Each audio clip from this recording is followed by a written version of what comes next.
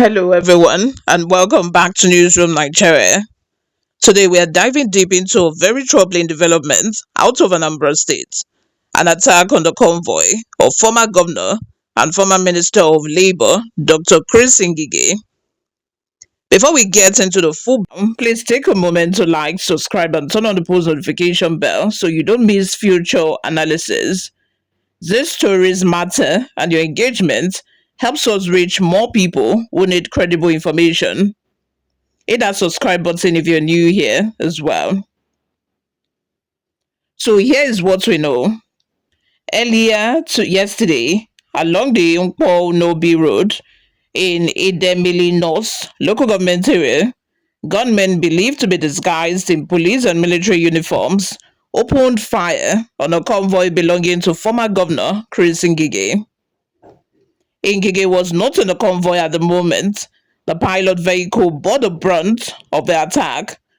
A policeman in the lead car was shot, and the attacker took his gun and uniform. A woman recording the incident on her smartphone was tragically shot and killed. A shop owner who rushed to see what was happening also got shot, lost a lot of blood, but in a stable condition after emergency treatment. The escort team leader, who was shot, has undergone surgery and is expected to recover. Just take a moment and imagine this.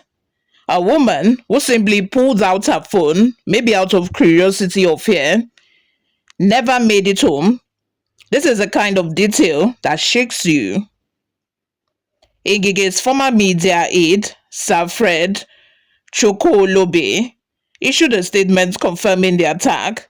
He said he personally spoke to Ngige, who expressed shock but also relief that none of his officers died. Ngige also extended condolences to the family of a woman who was killed, and he pledged support for the medical care of the injured. What's interesting is the silence from the Anambra State Police Command, as at the time of the analysis, no official statement has been released. That silence raises a lot of questions, but we'll get into that in a bit. But before we do, guys, let me know in the comment section, do you think police delays in responding to these incidents worsen public trust? One of the most disturbing aspects of this attack is that the assailants were reportedly dressed in police and army uniforms. This is not new in Nigeria, and that's part of the problem. When criminals can put on the same uniforms meant to protect citizens, you have confusion, fear, breakdown of public trust, and an inability for citizens to distinguish between security and insecurity. This makes ambushes easier. It makes escape routes simpler. It makes public cooperation with authorities almost impossible. Because when you see a uniform on the road, your first instinct now is this real? Or is this death wearing camouflage? Let's talk about the elephant in the room.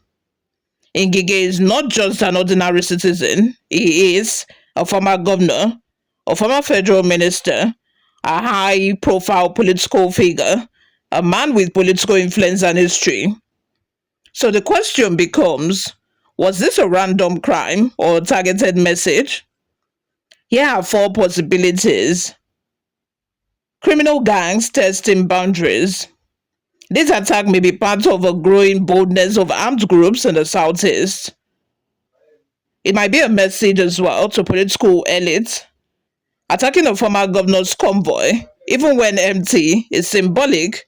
It says we can reach anyone. Mistaken identity. Sometimes convoys are attacked simply because they look official. Uniform theft as part of a larger plan. Stealing the police uniform and weapons is often a step in preparing for future attacks. But the killing of a civilian, the shooting of a bystander, those are not political signals. Those are criminal acts at work. We need to pause and acknowledge the woman who died. She wasn't a politician, she wasn't a policeman, she wasn't harmed. She was simply recording the chaos. In a world of social media, it's natural to document danger, but for her, that instinct cost her life. This is a tragedy inside the tragedy. Let's take 5 seconds just to honor her memory.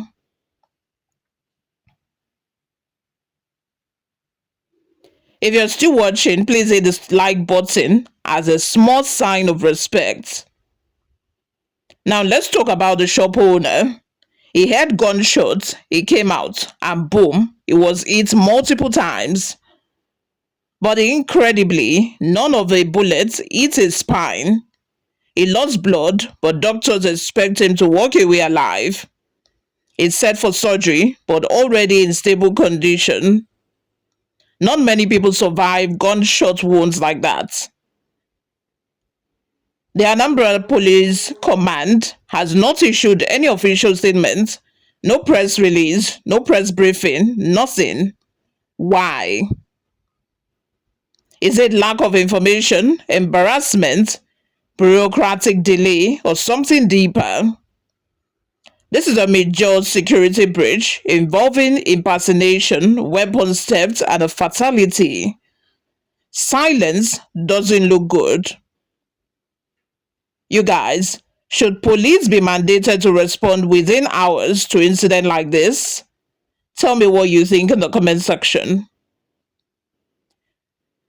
This attack highlights several disturbing trends. One is rising sophistication among attackers, uniform theft, ambush, targeting a political convoy. This is deliberate. Shrinking safe zones in the southeast. Even areas previously considered stable are now unpredictable. Civilians becoming collateral damage. People filming, people passing, people just working. No one is safe. The psychological warfare aspect. Attacking the former governor's convoy is not about killing Ngige. It's about reminding politicians the system you built cannot protect you. That message is loud and clear. What should be done? Number one is immediate police briefing. Silence fuels rumors and panic. Audit of official uniforms. How many uniforms are missing? Who has access to them? All of these needs answers. More community intelligence networks. People always know before government knows. The fact that the convoy could be ambushed this easily shows a security witness. Public education. Civilians need to know when to film and when to seek cover. This attack is a reminder that instability in one corner of a state can affect the entire region. It is also a warning that even high-profile individuals are not insulated from insecurity. But most importantly, it is a human tragedy. A woman lost her life. A shop owner is fighting to recover. Police officers were injured, and the public is left shaking. Thank you for staying with me through this detailed analysis. Please subscribe, like this video, drop your thoughts in the comment section as well, and share this video so more people understand what's happening. My name remains Oluwayomi Temnola. Please stay safe, stay informed, and I will see you in the next video. Bye for now.